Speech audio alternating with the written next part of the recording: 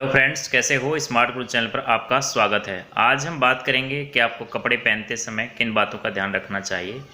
तो सबसे पहले आपको अवसर का ध्यान रखना चाहिए, अर्थात आप किसी की शादी में जा रहे हैं तो आपको शादी के लायक कपड़े पहनने चाहिए, बढ़िया मतलब चमक दमक वाले।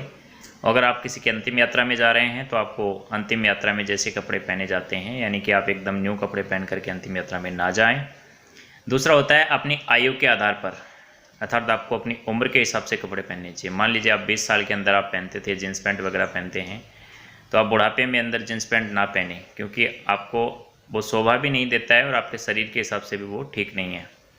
तीसरा होता है अपनी आय के आधार पर, यानी कि अपनी इनकम के आधार पर आपको कपड़ा पहनना चाहिए। अगर आप 500 कमाते हैं तो आपको 5000 का शर्ट बिल्कुल नहीं पहनना चाहिए, क्योंकि अगर 500 कमाने वाला 5000 का शर्ट पहनेगा तो उसका जो आर्थिक सिचुएशन है वो गड़बड़ा जाएगी, उसका बजट से बाहर हो जाएगा। इसलिए हमेशा अपनी आय के आधार पे ध्यान रखें। और जो होता है अपने स्वास्थ्य के आधार पे, अर्थात जैसे मान लीजिए कोई रोगी है तो रोगी को उसको ढीले कपड़े पहनने चाहिए।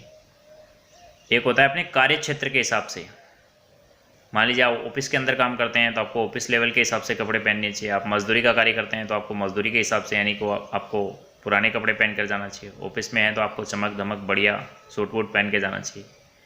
तो इन बातों का ध्यान रखना चाहिए कि अवसर कैसा है, आपकी आयु और आपकी आय, आपका कार्यक्षेत्र, आपका स्वास्थ्य आदि बातों का ध्यान रखकर अगर आप कपड़ा पहनेंगे तो आपके लिए हमेशा अच्छा रहेगा और आप दूसरों को भी अच्छे लगेंगे।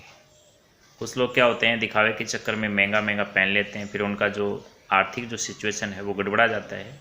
इसलिए हमेशा इन बातों का ध्यान रखें। धन्यवाद।